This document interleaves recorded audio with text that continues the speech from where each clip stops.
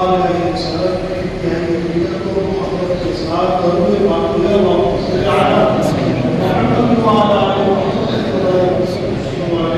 محمد سورہ مائدہ کی آیتوں کا ترجمہ تفسیر جاری ہے بحمدہ تعالی. اسے ہم آپ توجہ کے ساتھ سناتے ہیں اور قرآن کی بات کو انتہائی توجہ کے ساتھ سننا چاہیے. اس لیے کہ ہمارا ایمان ہے، مسلمان یہ ایمان رکھتا ہے کہ اللہ تعالیٰ کا کلام حق ہے اور جو اللہ نے فرما دیا وہ حق ہے. ہمیں قرآن سے محبت ہونی چاہیے، قرآن کے درس سے تو نصیحت ہونی چاہیے. ہمارا ایمانی تقاضا ہے کہ ہم قرآن میں فرمائے گئے احکامات کو سنیں، عمل کریں اور اسے سننے کا جوش جذبہ اپنے اندر پیدا کریں.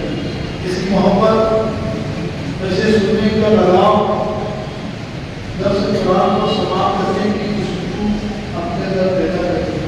جب تک بندہ کسی چیز کی جستجو نہیں کرتا اس وقت تک اسے بارگاہ خداوندی سے توفیق عمل نصیب نہیں ہوتی. خود سے آپ کوئی کام نہیں کرتے جب تک اس کام کے کرتے کام کو دل میں ارادہ نہ ہو. جو کام ارادے کے ساتھ کیے جاتے ہیں ان کا فائدہ ہوتا ہے اور جو بے ارادہ کام ہو جاتے ہیں ان کے نقصانات کے سامنے آتے ہیں. لہٰذا کیونکہ درس قرآن سے ہم پر آپ کے نصیحت ہے، انتظام ہے اور ہونا چاہیے کہ اللہ کی کلام ہمارے روح کا چین ہے، ہمارے دل قرار دینے کا آرام ہے. اور یہ وہ عظیم ترین کتاب ہے کہ جس کو چھونے کا سجدہ اللہ تعالیٰ دیتا ہے، سننے کا بھی ثواب ہوتا ہے، سنانے کا بھی ثواب ہوتا ہے. گزشتہ ہفتے میں سماعت کیا تھا کہ اللہ تعالیٰ فرماتا ہے کہ اے عیسیٰ کیا تم نے کہا تھا اپنی قوم کہ مجھے مجھے معبود اپنے تسلیس کا عقیدہ ہے عیسائیوں میں، جو اللہ کو بھی خدا مانتے ہیں، معبود مانتے ہیں، مریم کو بھی معبود مانتے ہیں اور عیسیٰ کو بھی معبودہ خدا کا بیٹا مانتے ہیں. اس کا فرمایا بس والے عیسیٰ فرمایا بارش باہر حضرت عیسیٰ نے کہا تو پاک ہے اس بات سے کہ میری ذات میں کسی کو شریک کیا جائے، پاک ہے اس ذات سے کہ تیرا کوئی شریک ہو. یہ کہ میں تو کہتا ہوں آپ کہتا ہوں یہ میں نے نہیں کہا، بے شک وہ سمجھ جاتا ہے جو میرے دل میں خیالات پوچھتے ہیں کہ بے شک تمام جاننے والوں سے بڑا جاننے والا جتنے علوم دنیا میں ہیں تمام علوم کے معجزین کے بھی علم وہ نہیں جو اللہ تعالیٰ کے علم ہے. اس لیے کہ حقیقی عالم اللہ ہے، ہر چیز کا جاننے والا اللہ ہے. آگے کی آیت آج سماعت کریں گے سورہ مائدہ کی. چنانچہ اللہ تعالیٰ نے ارشاد فرماتا ہے، سورہ مائدہ کی 170 کی آیت ہے، مَا كُنتُ لَهُمْ إِلَّا مَا أَمَرْتَنِي بِهِ أَنْ اعْبُدُوا اللَّهَ رَبِّي وَرَبَّكُمْ. فرمایا میں نے نہیں کہا مگر اس کا حکم دے دیا. آگے کی بات بیان کرتا ہوں کہ میں نے کچھ نہیں کہا، ہاں یہ کہ جو تم نے مجھ کو حکم دیا، جو بات تم نے میرے ذریعے کہلائی وہی حکم میں نے اپنی قوم پر دیا کہ میں نے کہا پوچھو اللہ کو.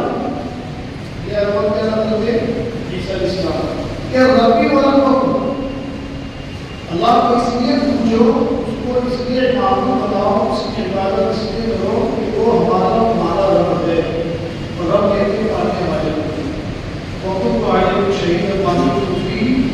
اور میں انہیں دیکھتا آج اب تک کرتے رہا، جب تک میں ان کے درمیان میں رہا میں نے انہیں دیکھا کہ تیری پوجا کرتے ہوئے کسی کو پوچھتے تھے، کسی کو اپنا معبود مانتے تھے. فلما جب تمہیں پوری کر دی تمہیں میری مدت قیام کو، یعنی جب تک تو نے چاہا میں ان کے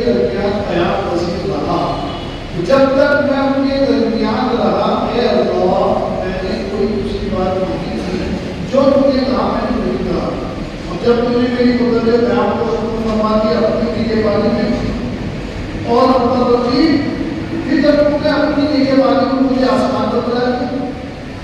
خاص حضرت کو معلوم ہے حضرت عیسیٰ علیہ السلام ایسے نبی کہ جو ظاہری طور سے دنیا میں مثال نہیں بن پائے، بلکہ زندہ آسمان پر اٹھا دیے گئے۔ وہاں والا کوئی شریف یقیناً جس طرح تم نے میری نگہبانی کی ہے اسی طرح تو ہر انسان کا نگہبانی، ہر مخلوق کا نگہبانی۔ اللہ تبارک و تعالیٰ سے حضرت عیسیٰ علیہ السلام کا نام پا رہے ہیں اور بات کر رہے ہیں پروردگار میں نے کچھ نہیں، یہ تو میری جو قوم ہے جب تک میں رہا ان کے درمیان، جب تک یہ نصیحت پر پابند رہے۔ بہت ساری چیزیں آیت قرآن کے تراجم سے اور تفسیر سے سامنے آتی ہیں، جیسے جب تک آپ لوگوں کو نصیحت نہیں کرو گے لوگ اپنے طور سے زندگی گزارتے رہیں گے۔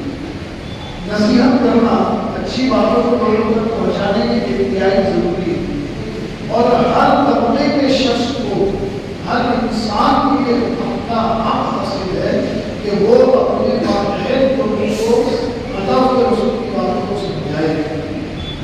کبھی بھی آپ اپنے آپ کو غیر ذمہ دار نہ سمجھنا، کبھی بھی آپ یہ نہ سمجھیں کہ نصیحت کی باتیں، قرآن و سنت کی باتیں، قرآن و حدیث کی باتیں امام کی ذمہ داری ہے۔ کبھی آپ یہ نہ سمجھنا کہ قرآن و سنت کی باتیں علماء کی ذمہ داری ہے۔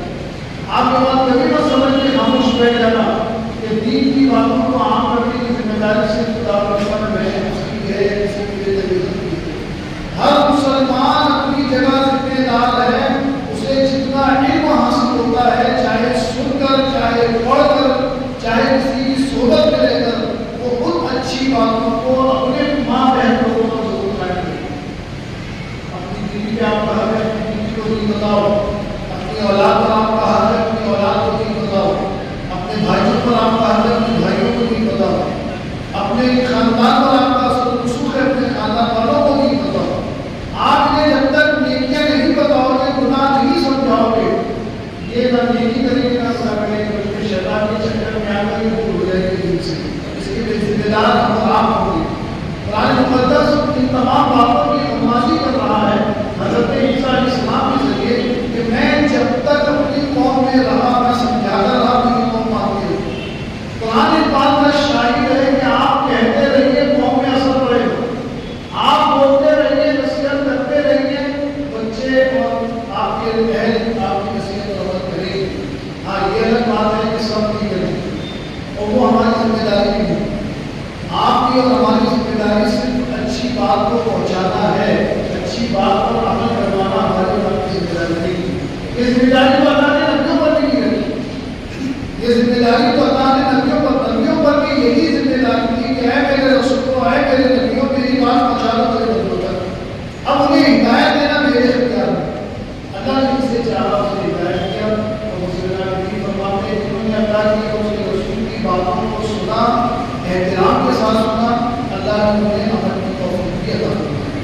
چنانچہ حضرت عیسیٰ علیہ السلام نے اللہ سے فرمایا پروردگار میں نے تیری بارگاہ کا جو پیغام تھا میرے بندوں تک پہنچایا، حتیٰ کہ انہوں نے مجھے اپنی نصیحت سے اپنی نگہبانی میں آسمان پہنچا دیا کہ بے شک میرا ہی سبھی لوگوں کا نگہبان ہے۔ بتا تبارک تعالیٰ یقیناً اپنے ہر بندوں کا نگہبان ہے۔ پھر مزید آگے ارشاد ہوا ہے سورہ مائدہ میں ان کو تعذبهم فإنهم عبادك، اگر عذاب کی وجہ سے کچھ لوگ بے شک تیری بندے وَإِن تَغْفِرْ لَهُمْ فَإِنَّكَ أَنْتَ الْعَزِيزُ الْحَكِيمُ، اور پھر انہیں بندوں میں جنہیں تو چاہے معاف کر دے کہ بے شک تو ان میں سے کسی کو تو بخش دے کہ بے شک تو بہت بڑی حکمت و غلبے والا ہے۔ اللہ تبارک و تعالیٰ کی بارگاہ سے دونوں بات کہی ہے۔ ناصر کی ذمہ داری ہے جو نصیحت کرتا ہے، اس کی ذمہ داری ہے کہ وہ اپنی قوم کے لوگوں کو جو بتاتا ہے وہ یہ جستجو رکھتا ہے اللہ کی بارگاہ سے کہ پروردگار میں تیرا پیغام ان تک پہنچا رہا ہوں، تفسیر قرآن کے ذریعے، تفسیر حدیث کے ذریعے، بیانات کے ذریعے۔ تو وہ یہ بھی جستجو رکھتا ہے کہ اے پروردگار کے لوگوں کو معاف کر دے، اس لیے کہ تو غفور رحیم ہے۔ اب ان کے ظاہر میں نے پیغام کو پہنچا دیا کہ سارے کے سارے لوگ اس کو عمل کریں نہ کریں، مگر تم انہیں پیغام سننے کی فضیلت پر پیغام سننے کے عوض بدلے معاف کر دے. حضرت عیسیٰ علیہ السلام نے بھی یہی چیز کو آگے خدا بول کے عرض کی کہ اللہ تو ماننے کے مختار ہے، تو رب ہے، تو معبود ہے، تو ہمارا حکیم ہے، ہمارا پروردگار ہے. ہم نے تو لوگوں تک دین کی باتیں پہنچا دی، اچھی باتیں پہنچا دی. اب اے اللہ تو چاہے تو ان میں سے جس کو چاہے تو عذاب دے دے، اور وہیں تک جس کو چاہے تو اپنے فضل سے معاف کر دے. بے شک بہت بڑا حکمت اور علوے والا ہے. اللہ تعالیٰ کی ذات سے جو اچھا گمان کرتا ہے اس کے بارے میں اچھا ہوتا ہے. مزید ارشاد ہوتا ہے قال اللہ هذا يوم ينفع الصادقين صادقين صدقهم لهم جنات تجري من تحتها الانهار خالدين فيها ابدا رضي الله عنهم ذلك الفوز العظيم. سبحان اللہ. اللہ نے ارشاد فرماتا ہے کہ قال اللہ تعالیٰ فرمایا کرتا ہے یہ بھی ہے کہ فائدہ دے سچوں کو کی سچائی کو ان کے لیے جنتیں ہیں کہ بہتی ہیں ان کے نیچے نہریں، وہ ہمیشہ اس جنت میں رہیں گے. اللہ سے راضی ہیں وہ اور اللہ سے راضی. یہ سب سے بڑی کامیابی ہے. قرآن کہہ رہا ہے سب سے بڑی کامیابی اللہ کا راضی ہو جانا ہے. قرآن کہہ رہا ہے کہ اللہ کا راضی ہو جانا سب سے بڑی کامیابی ہے. اب اللہ تبارک و تعالیٰ اگر ایک غریب سے راضی ہے تو سب سے بڑا کامیاب وہ غریب ہے. اگر اللہ کسی مالدار سے راضی ہے تو سب سے بڑا کامیاب وہ مالدار ہے. اگر اللہ کسی خوبصورت سے راضی ہے تو سب سے بڑا کامیاب خوبصورت ہے. اگر کسی بدصورت سے اللہ راضی ہے تو سب سے بڑا کامیاب بدصورت ہے. معلوم ہوا قرآن کے مزاج سے کہ دولت، حسن، ثروت، شہرت، اختیار، اقتدار یہ سیدھے کامیابی کی علامت نہیں ہے. کامیابی کی علامت اللہ کا راضی ہونا ہے. اللہ جس سے راضی ہو وہ کامیاب انسان. بڑی بڑی سہولتوں کے مالک اگر اللہ ناراض ہے وہ کامیاب ہے. بھوکے رہتے ہیں ایک ٹائم کھاتے ہیں ایک ٹائم شکر کرتے ہیں. اگر اللہ راضی ہے تو بھوکے بھی وہ بھوکا سب سے بڑا کامیاب انسان ہے. دسوں کو کھلانے والا کامیاب نہیں اگر اللہ سے راضی ہے. تو معلوم ہوا کہ اللہ جس سے راضی ہوتا ہے اس کو سب سے بڑی کامیابی ہے. قرآن اس بات کی گواہی دیتا ہے کہ ذالک الفوز العظیم کہ جس سے اللہ راضی ہو وہ سب سے بڑی کامیابی ہے. اللہ کے اللہ ایک آسان چیز نہیں. آپ کسی کو راضی کرتے ہیں تو کیسے کرتے ہیں؟ کسی کو خوش کرنے کا کیا طریقہ ہوتا ہے اس کو خوش کرنے کا؟ آپ کو اپنے والد کو خوش کرنا ہے تو والد کیسے خوش ہوگی؟ آپ کو اپنی والدہ کو خوش کرنا ہے آپ کی والدہ کیسے خوش ہوگی؟ آپ کو اپنے بھائی کو خوش کرنا ہے آپ کا بھائی کیسے خوش ہوگا؟ آپ کو اپنے استاد کو خوش کرنا ہے آپ کے استاد کیسے خوش ہوں گے؟ آپ کے دادا کیسے خوش ہوں گے؟ آپ کے بڑے بھائی کیسے خوش ہوں گے؟ کچھ تو علامت ہوگی، کچھ تو ذریعہ ہوگا، کچھ تو سبب ہوگا، کچھ تو وجہ ہوگی کہ جس سے آپ جسے راضی کرنا چاہیں، جسے خوش کرنا چاہیں اس کے پاس کوئی تو ریزن ہوگا کہ اس کام کے کرنے سے وہ خوش ہوگا. باپ کی فرما برداری کیجیے باپ خوش ہو جائے. آپ نے دیکھا کہ ماں کی اطاعت کرنے سے ماں خوش ہوتی ہے. آپ نے اطاعت کی ماں خوش ہوتی. آپ نے کہا کہ بڑے بھائی کا احترام کرو بڑا بھائی خوش ہوگا. آپ نے بڑے بھائی کا احترام کیا بڑا بھائی خوش ہوگا. آپ نے کہا کہ دادا کی عزت کا استعمال عزت کا لحاظ رکھو ان کی احترام کرو ان کی نصیحتوں پہ عمل کرو. آپ نے ان کی نصیحتوں پہ عمل کی دادا خوش ہو گئے. پڑوسی لوگ چاہتے ہیں کہ آپ کے اخلاق ایسے ہوں کہ پڑوسی لوگ آپ سے خوش ہو تو آپ نے ان کے ساتھ اچھا میل جول کیا اچھا رویہ رکھا. پڑوسی آپ سے دوستوں کے ساتھ ایمانداری سے دوستی نبھاتے ہیں اچھے سے ان کے ساتھ دوستی کرتے ہیں دوست آپ سے خوش. معلوم ہوا کہ خوشی کو راضی کرنے کے لیے کسی کو بھی راضی کرنے کے لیے اس کے اپنے من کی بات اس کے اپنے دل کی بات اس کی اپنی خواہش اس کی اپنی تمناؤں کا آپ خیال رکھتے ہیں وہ بندہ خوش ہو جاتا ہے. وہ چاہے ماں ہو باپ ہو بھائی ہو خوش کرنے کے لیے اس کی اپنی رضامندی کیا ہے. وہ مجھ سے مطالبہ کیا کرتا ہے. میری ماں نے مجھ سے مطالبہ کیا کہ میری اطاعت کر. میں نے اطاعت کی تو ماں خوش ہو گئی. میرے والد نے مجھ سے چاہا کہ میری اطاعت کرو میری فرما برداری کرو. میں نے والد کی فرما برداری کی تو والد خوش ہو گیا. معلوم ہوا کہ اطاعت و فرما برداری راضی کرنے کی جگہ ہے وہ سیڑھی ہے وہ راستہ ہے راضی کرنے کا. تو اللہ تبارک و تعالیٰ کی اطاعت کی جائے اس کے رسول کی اطاعت کی جائے رب ذوالجلال کی عبادت کی جائے اور اللہ جس سے راضی ہو جائے ذالک الفوز العظیم. سب سے بہترین کامیابی جو ہے اللہ کو راضی کرنا ہے. تو اللہ کو راضی کرنا کوئی خوشی کی بات بھی نہیں ہے. ہاں یہ ہے کہ اللہ کو راضی کرنے والے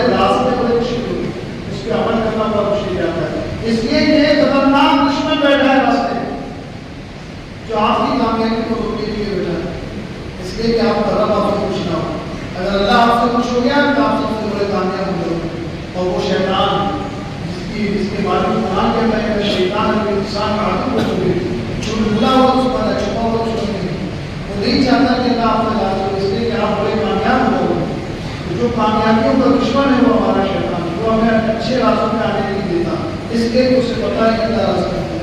اور ہمیں یہ معلوم ہو گیا قرآن سے کہ کامیاب زندگی کس کو کہتے ہیں, کاملان زندگی کس کو کہتے ہیں, اللہ کی رضا کو کامیابی کہتے ہیں. تو اللہ کو راضی کرنے کی جس کو اپنے دل میں پیدا کیجیے, اللہ کس کام سے خوش ہوگا وہ کام کیجیے, اللہ کس عمل سے راضی ہوگا اس عمل کی طرف آئیے. اللہ کو راضی کرنا دنیا اور آخرت کی کامیابی. مال کمانا فقط دنیا کی کامیابی ہے, شہرت کمانا فقط دنیا کی کامیابی ہے, اور وہ بھی بظاہر حقیقی نہیں. اگر اللہ کو راضی کرنا حقیقتاً دنیا اور آخرت کی کامیابی, تو اللہ راضی ہوتا ہے اطاعت سے, بندگی سے, اس کی عبادت سے, اس کی خوشنودی اس کی اطاعت میں چھپی ہوئی ہے, اس کی بندگی میں چھپی ہوئی ہے. سورہ مائدہ کی آخری آیت, اس کے بعد انشاءاللہ سورہ انعام کی آیت شروع ہوگی. سورہ مائدہ کی آخری آیت, للہ ملک السماوات والارض وما فیہن وہو علی کل شیء قدیر. بے شک اللہ کی ساری ملکیت ہے آسمان اور زمین میں, جو کچھ بھی ہے وہ سارا اللہ کا ہے, اور وہ ہر چاہے پر کی قدرت رکھتا ہے. یہ سورہ مائدہ کی آخری آیت ہے. اللہ تعالیٰ نے فرمایا کہ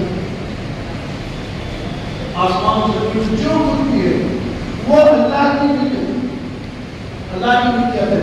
معلوم ہو کہ انسان کے پاس جو کچھ ہے وہ اس کا اپنا نہیں, اللہ کی ملکیت, اللہ کی اطاعت. آپ کے پاس اختیار ہے, آج ہے کل چلے جائے گا. آپ کے پاس بدل ہے, آج ہے کل آپ کو بدل نہیں جائے گا. آپ کی شہرت آج ہے کل آپ اپنی کی قدر چلے جاؤ کہ آپ کی شہرت بھی ختم ہو جائے گی. تو آپ کا جو کچھ ہے وہ ختم ہونے والا چیز ہے, مگر یہ ملکیت اللہ کی ہے. لوگ آتے رہیں گے, اقتدار کی جب بڑھتا رہے گا تو آتے جائیں گے, اقتدار والے بنتے جائیں گے, لوگ آتے جائیں گے, عہدے ہٹتے جائیں گے, عہدے دار ختم ہوتے جائیں گے, عہدے ہوتے جائیں گے. آپ آئے ہیں, آپ صدر لے کر آپ کو لے جاؤ, دوسرا صدر بنے. آپ آؤ گے تو لے کر جائیں گے تو کون بنے گا, تو وہ ہے کیونکہ عہدہ اپنی جگہ رہے گا, عہدے دار آتے جائیں گے, چلے جاتے جائیں گے, آتے جائیں گے. وہ سمجھدار عہدے دار ہے, وہ بڑا کامیاب عہدے دار ہے, جو اپنے عہدے پہ رہتے ہوئے اللہ کو راضی کر کے, جو اپنے منصب پر رہتے ہوئے خدا کو راضی کر لیا, وہ سب سے بڑا کامیاب عہدے دار ہے. اس لیے کہ عہدہ انسان کو زوری بناتا ہے, متکبر کرتا ہے, اور اس عہدے پہ رہتے ہوئے اللہ کا انصاف قائم کرنا اور اللہ کی رضا اور اس کی اطاعت والے کام کرنا اس عہدے پر رہتے ہوئے سب سے بڑی کامیابی. انسان اگر کچھ سمجھتا ہے کہ یہ عہدہ میرا ہونا ہے, یہ اس کا خواب کے خیال ہے. ایک دوسرے عہدہ چھوڑ کے دنیا سے جانا ہے, عہدہ کسی کا نہیں ہوتا. آج آپ کو کل آپ نہیں ہو, اس لیے اپنے منصب کا اپنی ذات کے لیے فائدہ نہیں اٹھانا چاہیے, قوم کے لیے فائدہ نہیں اٹھانا چاہیے. اللہ کی رضا حاصل کرنے کی جستجو اپنے اندر پیدا کیجیے, اللہ کو راضی کرنے کے اعمال کیجیے. اس لیے کہ سب سے بڑی کامیابی اللہ کو راضی کرنا ہے, سب سے بڑی کامیابی. قرآن کہتا ہے فوز العظیم, اللہ کو راضی کرنا, رضی اللہ عنہ ذالک الفوز العظیم. اللہ جس سے راضی ہوتا ہے وہ بڑی کامیابی پر فائز ہے, بڑی کامیابی پر فائز ہے, جو اللہ جس سے راضی ہوتا ہے. اور پھر اس آیت کے کریمہ میں اللہ تعالیٰ نے یہ بھی بیان فرما دیا کہ قیامت کے دن جو سچے لوگ ہیں, سچے لوگ, اللہ تعالیٰ نے ان کے لیے جنت کو قائم کر کے رکھا, اور وہ ایسی جنت ہے کہ جس کے محلات اس پر قائم ہیں, اور اس کے نیچے سے نہریں بہتی ہیں, باغیچے ہیں اس کے پاس, نہریں بہتی ہیں اس کے خالدون. اور وہ جنت کی جو چلے جائیں گے تو ہمیشہ کی وہ جنت, عارضی جنت نہیں ہے, جنت ہمیشہ کی جگہ ہے. اور اللہ تعالیٰ سچوں کو عطا کرتا ہے. دیکھیں سچائی کا, سچ ہونا, سچائی کا دائرہ بہت بڑا ہے. سچائی کو اگر آپ اس معنی میں لیں کہ جس نے اللہ کو وحدہ لا شریک کہا اور اسی ایک عقیدے پر اپنی زندگی گزاری, اللہ کو وحدہ لا شریک کہنے والا مسلمان مر گیا, زندگی بھر اس نے اپنے معبود کو ایک ہی مانا, یہ سچائی ہے. ہاں اگر اس کے پیچھے آتے ہیں کہ نماز کی پڑھی, روزے کی رکھے, زکات کی, یا یہ کیا, یا وہ کیا, گناہ صغیرہ کیا, گناہ کبیرہ کیا, یہ گناہ ہے اپنی جگہ, گناہوں کا محاسبہ اپنی جگہ, گناہوں کا حساب اپنی جگہ. یہاں سچائی سے مراد کہ اس کے پاس یہ سچائی تو تھی کہ اس نے اللہ کے سوا کسی کو معبود نہیں مانا. ہاں اللہ کی عبادت نہیں کیا, اس نے غفلت برتا, اس کی پوچھ کر ختم ہو گئی. عبادت نہیں کی, الگ ہوگی. اس نے پیسہ ہوتے ہوئے زکات صحیح طریقے سے نہیں دی, اس کی پوچھ پرچھ الگ ہوگی. اس نے حج قائم ہونے کے بعد امتحان نہیں کیا, فرض ہونے کے بعد اس کی پوچھ الگ ہوگی. ماہ رمضان میں بلا وجہ شرعی روزے نہیں رکھا, چھوڑ دیا, اس کی بات کو ایک الگ رکھا. اگر اللہ کے پاس سچوں کو اللہ تعالیٰ جنت عطا کرے گا, تو یہاں پر اس معنی میں سچائی کہ وہ اتنا سچا رہا کہ جب اس نے کہہ دیا کہ اللہ کے سوا کوئی معبود نہیں ہے, تو پوری زندگی اس نے اپنے والد اللہ شریف کو اپنا مانا. یہ سب سے بڑی یہ ہے ایمان, اللہ کو ایک مان لینا, اللہ کو ایک جان لینا. زندگی ختم ہو گئی اور اس کو والد اللہ شریف کے ایک ہونے والے عقیدے میں کبھی غلطی پیدا نہیں ہوئی. دنیا معبودان باطل کو مانتی رہی, ان کی طاقتوں کو مانتی رہی اور ان کی مصنوعی طاقتوں کو حقیقت سمجھتی رہی, مگر اس بندے کے پائے سے بات میں کبھی لفظ نہیں آئی کہ یہ سارے کے سارے شوق ہیں والد اللہ شریف سے اللہ کی ذات. دنیا میں تماشا میں نہیں پڑا, دنیا کی رنگریوں میں نہیں پڑا, معبود کے اعتبار سے اتنا سچا نکلا کہ زندہ تھا تب بھی کہا اللہ ایک ہے, مفلس تھا تب بھی کہا اللہ ایک ہے, خوشحال تھا تب بھی کہا اللہ ایک ہے, وسائل بھرے پڑے تھے تب بھی کہا اللہ ایک ہے, مفلسی نے گھیر رکھا تھا تب بھی اس کے پائے سے بات میں لفظ نہ آئی, اس نے کہا اللہ ایک ہے. ایسے سچے کے لیے اللہ تعالیٰ نے جنت کو قائم رکھا ہے. تو اللہ کو ایک مان لینا اور اس کی گواہی پر قائم رہ جانا, چاہے زندگی کی کتنی اتار چڑھاؤ آتے رہے, مگر اپنے رب کو اپنے معبود کو ایک ماننا یہ سب سے بڑی سچائی ہے. اب اس کے بعد باتوں کا اگر ہم پھیلاؤ کریں تو پھر بات بڑی پھیلتی ہے کہ سچائی کے لیے تو جس خدا کو ایک مانتے ہو اس خدا کی کیوں نہیں مانتے, یہ بھی تو سچائی ہے. اگر آپ اپنی بات میں سچے ہو کہ اللہ ایک ہے تو پھر اس ایک معبود کی اطاعت پوری کی کریں.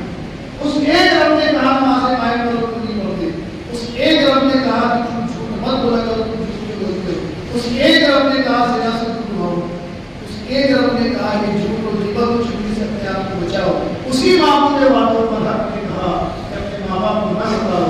اسی رب نے کہا جس کو تم اتنا ایک مانتے ہو کہ دنیا کے جھگڑے میں پڑھنے کے بعد بھی اپنے رب کے معبود ہونے پر کوئی بیان نہیں آنے دیتے. اسی رب نے تم سے کہا مسجدوں کو آباد کرو, میرے رسول کی اطاعت کرو.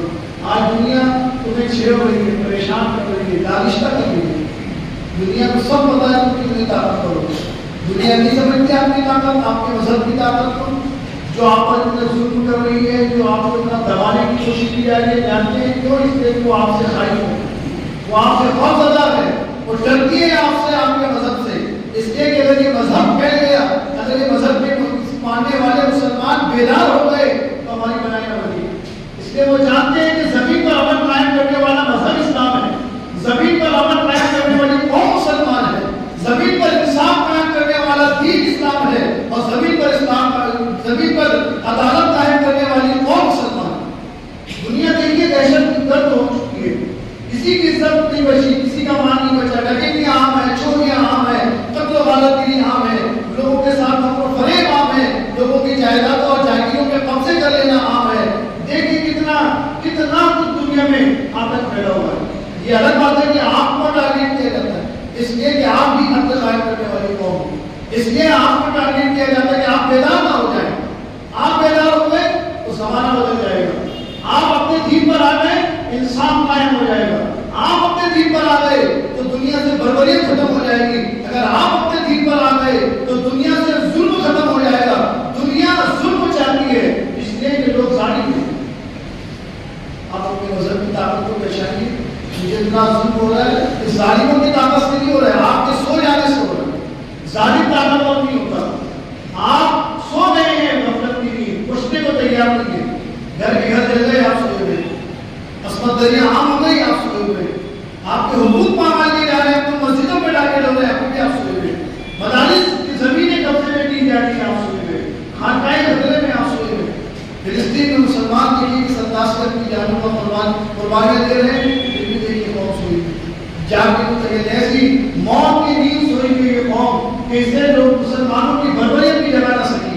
ہماری اپنی ماں بہنوں کی عصمت دریا میں نہیں جگا پا رہے ہیں. ہمارے اپنے بیٹے 2500 سال کے ہمارے قوم کے جوان جیل خانوں میں اپنی زندگی گزار کر قصور میں قصور ہو کر قصوروار ثابت کر کے انہیں 2500 سال کے بعد جو ہے رہا کر دیا جاتا ہے.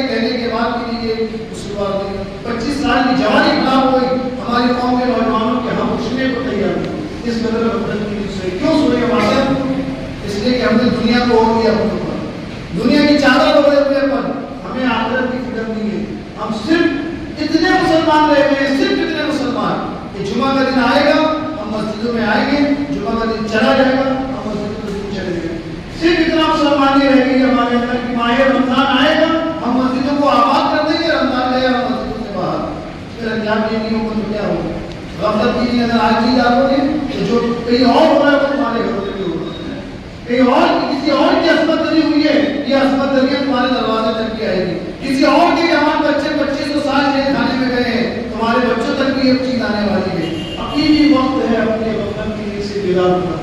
دین کو سمجھ لو، قرآن کو سمجھ لو، رسول کریم کی تعلیمات پر آ جاؤ اور اپنے دین سے محبت کرو، قرآن سے محبت کرو. اپنے اندر کے چھپے ہوئے اس جہالت کے اندھیرے کو ختم کر دو قرآن کی تعلیم سے. جس اندھیرے میں مبتلا ہو کر ہمیں یہ چیزیں نہیں دکھ رہی ہے کہ ہماری بربادی کتنی ہو چکی ہے. خدا اپنے اندر بیداری پیدا کرے. اللہ تعالیٰ فرماتا ہے میری رضا سب سے بڑی کامیابی ہے. اگر آپ اسی طرح غفلت کی نیند سوئے رہیں گے تو ایک دن موت کو حقیقی نیند سلا دے گی اور پھر اس کے بعد آپ کے بچوں کا بھوشیہ کوئی بدل نہیں سکتا. آپ کے بچوں کو جو ماحول آپ دے کر جا رہے ہیں، آپ کے بچوں کی عصمت دریوں سے کوئی نہیں روک سکتا. آپ کے اپنے گھر ڈکیتی سے کوئی نہیں روک سکتا. آپ کے اپنے معاشرے میں چور پیدا ہوں گے، آپ کے اپنے معاشرے میں سدری پیدا ہوں گے، آپ کے اپنے معاشرے میں جواریوں کا قبضہ ہوگا، آپ کے اپنے معاشرے میں زانی پیدا ہوں گے، آپ کے اپنے معاشرے میں دین کی پاسداری کرنے والے پیدا نہیں ہوں گے. وہ آپ ہی کے گھر میں ہوں گے اس لیے کہ آپ نے دین نہیں سمجھا رہے. آج آپ کی غفلت آنے والے کل آپ کے بچوں کا بہت خطرناک مستقبل بنا رہی ہے. خدا نہ جان جائے گی، بیدار ہو جائے گی. یہ دنیا کے تماشے دیکھ کر کہ دنیا آج آپ کی دشمن ہو گئی ہے. اللہ رب العزت کی بارگاہ میں آئیے اور اس سے مدد طلب کیجیے. اپنے دین کو پہچانیے، اپنی مذہب کی طاقت کو جانیے اور اپنے دین کی جو تعلیمات ہیں اس پر عمل کر کے خدا اپنی اور اپنے آنے والی نسلوں کی حفاظت کیجیے. یقیناً اللہ قرآن میں کہتا ہے کہ سب سے بڑی کامیابی اللہ کی رضا ہے. اس سے بڑی کوئی کامیابی نہیں. کیا کر لو گے دولت کما کے؟ جس طرح سے تم اور ہم، جس طرح سے ہماری قوم کی لوگ دولت کمانے میں اس کو لگے ہوئے ہیں، وہ سمجھتے ہیں کہ دولت سے آسائش ہوتی ہے، یہ خواب کی دنیا سے نکل جاؤ گے. اللہ تبارک و تعالیٰ نے بڑی کامیابی اپنی رضا میں رکھی ہے. اللہ کو راضی کرنے کی جستجو اپنے اندر پیدا کیجیے، اپنے اندر جوش پیدا کیجیے، امنگ پیدا کیجیے کہ میرا رب مجھ سے کیسے راضی ہوگا. اور یقیناً قرآن کہتا ہے کہ اللہ اس کی بندگی اور اس کی اطاعت سے راضی ہے. آپ اس کی اطاعت کیجیے. جب تمام جہانوں کا مالک تم سے راضی ہو جائے گا تو کسی میں طاقت نہیں ہے کہ کوئی آپ کو آپ بتا دے. اس لیے کہ زمین پر پہلے بھی اور آج بھی اور انشاءاللہ صبح قیامت تک مسلم قوم تھی، ہے، مسلمان رہے گی. کوئی ختم نہیں. یہ سب باتیں ہیں ان کو ختم کر دیا جائے گا. یہ تو ہمارے اعمال کا نتیجہ ابھی ہم پیدا ہو جائیں. ابھی آپ مسجدوں کو آباد کر دیجیے. اس کو ایک پریکٹیکل کر کے دیکھیے. آپ کو جس محلے میں لوگ یہاں آتے ہیں وہ سنیے اور اپنے اپنے علاقے کی مسجدوں کو آباد کر دیجیے. آپ دیکھیے آپ اس کے بعد کیا انقلاب ہے. پریکٹیکل بھی کر کے دکھا دیجیے گا کہ واقعی کہ ہمارے اسلام میں اتنی طاقت ہے کہ اگر آج بھی ہم نمازی بنیاد نمازی بہت پڑھتے گا. دیکھیے آپ پڑھتے گا. آپ پر گھر مشین چلانے والے اگر آپ کے قدموں میں آ کر سر نہیں پڑھنے دیے گا پھر آپ دیکھیے. قرآن کی طرح نہیں کہ میرے دعوے نہیں. اگر میں دعوے کروں تو جھوٹا ہو سکتا ہوں، مگر یہ قرآن کے دعوے ہیں کہ جو اللہ کے لیے آ جاتے ہیں پھر اللہ تعالیٰ کا محافظ ہے. جب اللہ کے لیے آ جاؤ گے تو اللہ تمہارا محافظ ہے. اور جب تم اللہ تعالیٰ کے حساب ہی نہیں آؤ گے، اس کی اطاعت بھی نہیں رہو گے تو پھر ظاہر سی بات ہے کہ اس کی زندگی جو ہم دیکھ رہے ہیں اس سے بھی برا ہوتا ہے. اللہ تبارک و تعالیٰ کے بارگاہ میں دعا ہے اور اللہ کریم درس قرآن کے اس پیغام کو ہمارے سینوں میں محفوظ فرما دے اور ہمیں عمل کی توفیق عطا فرما. ہماری قوم کو بیداری عطا فرما اور بالخصوص ہماری قوم کے نوجوانوں کو فحاشی سے اور نفس کی بدکاریوں اور عیاشیوں سے تمام نوجوانوں کی حفاظت فرما. واخر دعوانا الحمدللہ رب العالمین. اللہ کے محترم انشاءاللہ آئندہ جمعہ کو سورہ انعام کی تفسیر شروع ہوگی انشاءاللہ تبارک تعالیٰ. ہر جمعہ بعد نماز مغرب ہندوستان کی قسم میں الحمدللہ تعالیٰ درس قرآن ہوتا ہے. سبھی حضرات سے گزارش ہے کہ اس میں شرکت فرمائیں، ثواب دارین حاصل کریں. الحمدللہ